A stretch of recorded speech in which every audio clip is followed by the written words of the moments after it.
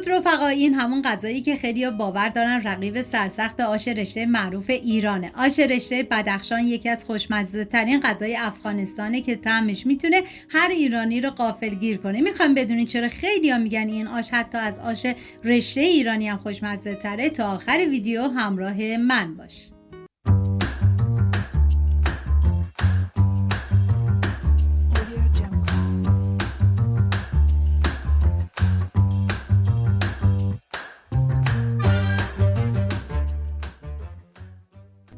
دو عدد پیاز رو به صورت نگینی ریز کنید و اینکه این غذا برای 8 نفر در نظر گرفته شده، شما به اساس تعداد نفرات باید مواد رو کم یا زیاد کنید و من اندازه های دقیقم داخل دیسکریپشن نوشتم. 4 حبه سیر رو کاملا ریز خورد کنید و حتی میتونید سیر رو با دنده ریز رنده کنید. این دیگه کاملا سلیقه‌ایه. داخل قابلمه مقداری روغن بریزید و بعد از اینکه داغ شد پیازهایی که ریز کرده بودیم رو بهش اضافه میکنم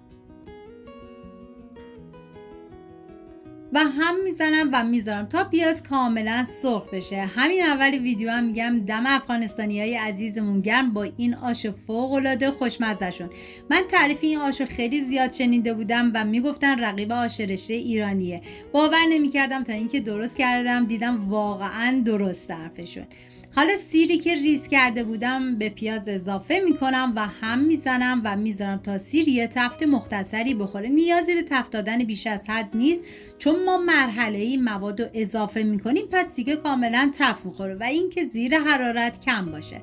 ادویه‌های مورد نیاز شامل زردچوبه و پودر تخم گشنیز هستش که من پودر تخم گشنیز رو نداشتم، ولی شما اگه داشتین حتما اضافه کنید. هم میزنم و میذارم زردچوبه تفت بخوره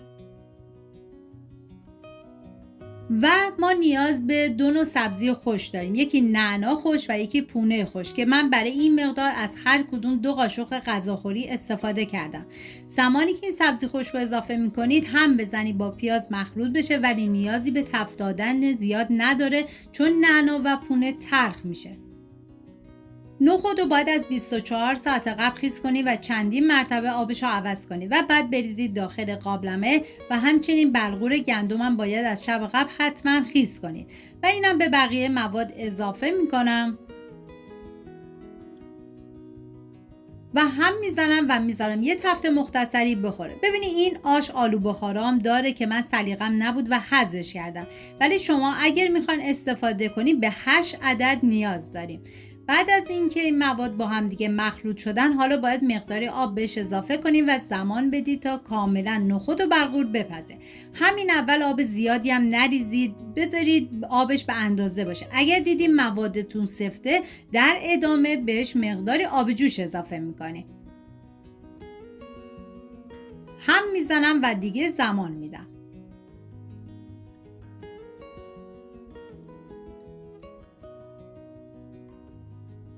حالا توی این فاصله تا این مواد پخته میشن میریم سراغ سبزی تازه که ما نیاز به اسفناج فقط داریم. باید اسفناج رو درشت خورد کنید و من از 300 گرم استفاده کردم. واقعا من هرچه از عطر و طعم و خوشمزگی این آش بگم کمه. باید خودتون حتما دست به کار بشین و مطمئنم که هر کی این آشو بخوره عاشقش میشه.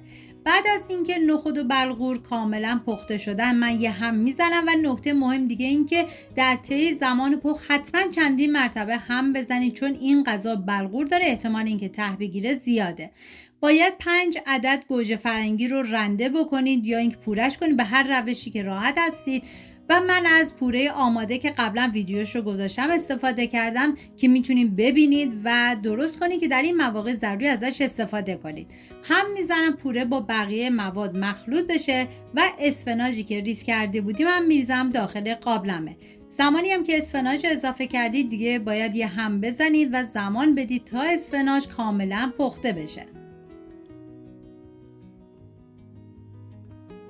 واقعا یه ترکیب عالی و فوق‌العاده خوشمزه، به خصوص این پونه کوهی طعم این آشو فوق‌العاده کرده بود.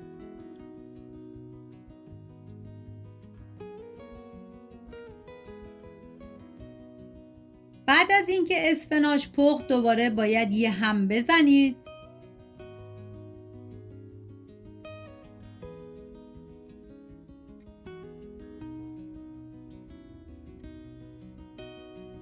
و مقداری فلفل سیاه بریزید. هم بزنید تا فلفل سیاه با بقیه مواد مخلوط بشه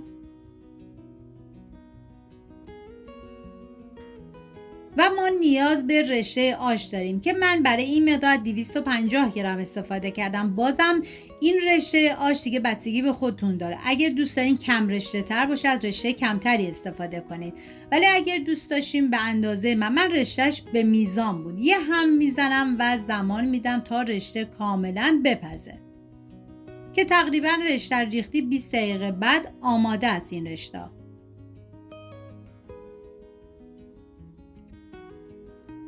بعد از اینکه رشته پخت، حالا نوبت اضافه کردن نعناداغ هستش که من نعناداغ رو آماده کردم و میریزم داخل قابلمه.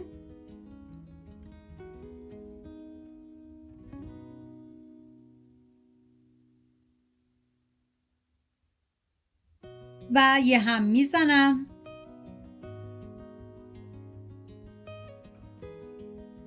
و باید 5 قاشق غذاخوری کشک رو با آب رقیق کنیم و توی این مرحله باهاش اضافه کنید. زمانی که کشک رو اضافه کردید هم بزنید تا بریده نشه و بعد بذارید نیم ساعت دیگه با حرارت کم بپزه این آش کاملا جا بیفته. حالا من یه هم میزنم تا کشک با بقیه مواد مخلوط بشه.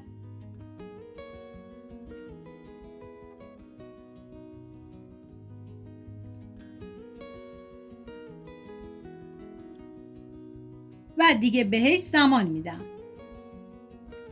هر کشوری غذای خاص خودشو داره، اما چیزی که مهمه لذتیه که با هم میبریم. من امروز عاشق طعم آش رشته بدخشانی شدم. شما هم امتحان کنید. برای حمایت از من حتما کانال رو سابسکرایب کنید. امیدوارم این آش خوشمزه رو درست کنید و در کنار خانواده از خوردنش لذت ببرید. در آخر با کشک و پیاز چیپسی و نعناداغم تزیین کردم. سپاس از همراهی همیشگیتون. تا یه خوشمزه دیگر، بدرود.